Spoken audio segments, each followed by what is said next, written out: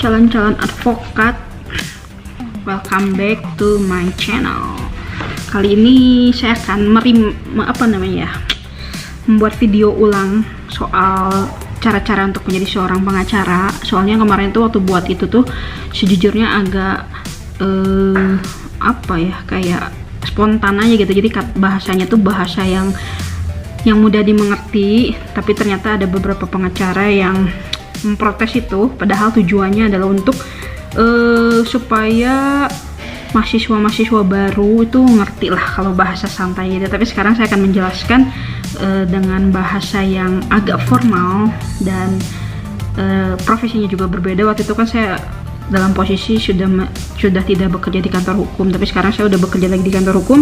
Jadi saya akan menjelaskan secara detail digabungkan dengan pertanyaan-pertanyaan yang udah ada. Jadi saya di situ akan menjawab secara detail. Dan terima kasih untuk channel kemarin, itu lumayan sih antusias kalian luar biasa. Sampai saat ini tuh udah 35.000 penontonnya, luar biasa banget. Terus yang like-nya juga udah 1.100 sekian, tapi yang dislike-nya ada 33. Mungkin itu salah satu yang protes, yang gak suka dengan bahasa saya yang pakai bahasa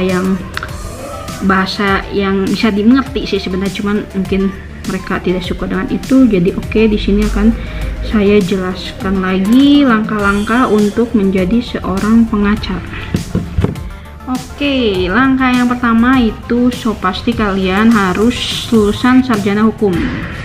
Dan kemarin banyak yang nanya, "Kak, saya waktu kuliahnya jurusan hukum itu nggak masalah, yang penting title akhir kalian adalah sarjana hukum atau SH, itu udah boleh untuk ke tahap selanjutnya, dan udah boleh untuk bisa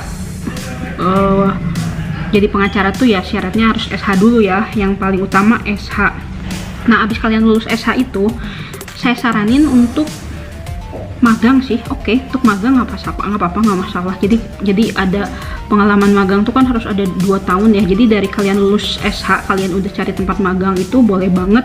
Tapi selama kalian magang itu ya kalian bisa sambil ikut yang namanya tahap kedua, yaitu PKPA. PKPA itu apa? Yaitu pendidikan khusus profesi advokat.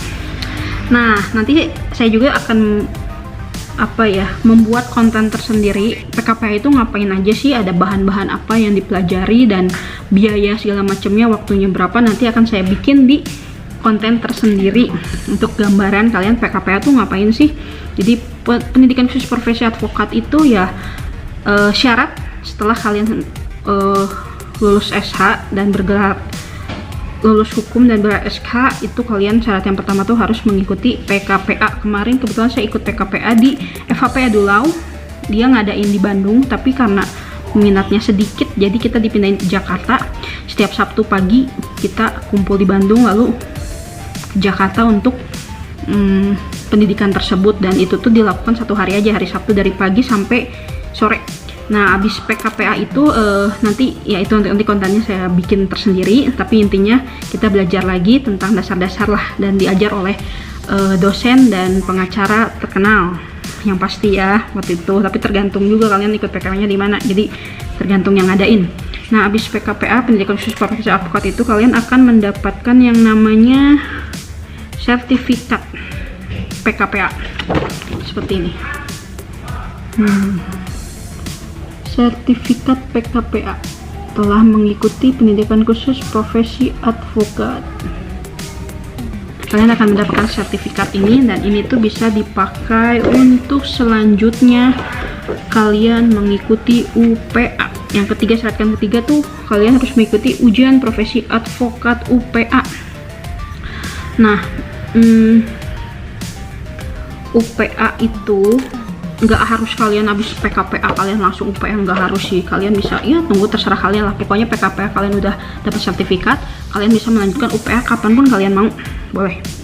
Nah, UPA itu ujian profesi advokat itu tidak semudah yang dibayangkan, karena saya pun melakukan ujian itu nggak sekali, pas kedua kali baru lulus, karena waktu yang pertama itu nggak ada persiapan dan masih blank ujiannya tuh seperti apa, sehingga saya nggak lulus. Tapi saya pelajari di situ seperti apa seperti apa soal-soalnya dan apa aja, dan yang itu udah pernah saya bikin di konten sebelumnya yaitu PG dan esai, dan udah saya review juga, kalian bisa lihat di konten saya sebelumnya. Dan ya kalau kalian belajar dari buku-buku sih kata saya oke, ada beberapa yang keluar, dan yang intinya kalian tahu lah bahwa seperti itu. Jadi kalian bisa belajar, bisa mempersiapkan diri sehingga ya mudah-mudahan satu kali ujian kalian udah bisa lulus ya, mudah-mudahan. Dan UPA itu aduh saya lupa berapa biayanya, tapi udah pokoknya tentang UPA tuh udah tersendiri ada kontennya, kalian bisa lihat. Pokoknya udah UPA itu kalian akan misalnya lulus nih, kalian akan mendapatkan yang namanya sertifikat kelulusan tuh. Di sini ditulis bahwa kalian sudah lulus ujian profesi advokat. Jadi kalian tidak dapat dua ya, PKPA sertifikatnya dan UPA ujian profesi advokat. Nah, udah dua ini kalian dapat, kalian bisa ke syarat yang keempat, yaitu di sumpah advokat. Cuman sumpah advokat itu ada syaratnya sih, harus umur 25 tahun. Jadi kalau kalian yang belum berumur 25 tahun, kalian sabar-sabarlah, magang-magang dulu, cari-cari pengalaman dulu untuk nanti selanjutnya disumpah ya. Kalau belum disumpah ya karena belum punya BAS, berita acara sumpah, ya belum bisa beracara sendiri ya di pengadilan, kalian harus menunggu sampai disumpah tersebut. Nah udah itu udah kalian tadi yang pertama tuh bertitle SH, terus harus magang selama 2 tahun di kantor hukum, dan ada beberapa syaratnya sih kayak pidana perdatanya berapa yang harus kalian ikutin. Terus yang ketiga tuh harus ikutin PKPA, lalu udah gitu UPA. Nah itu yang harus kalian kantongnya dulu ya. Udah gitu udah selesai itu kalian bisa namanya disumpah advokat. Sumpah advokat itu biasanya diadakan di perguruan tinggi. Perguruan tinggi, mohon maaf. Maksudnya pengadilan tinggi sesuai dengan KTP kalian ya. Waktu itu saya pengadilan tinggi Jawa Barat. Jadi ya disitulah disumpah advokat.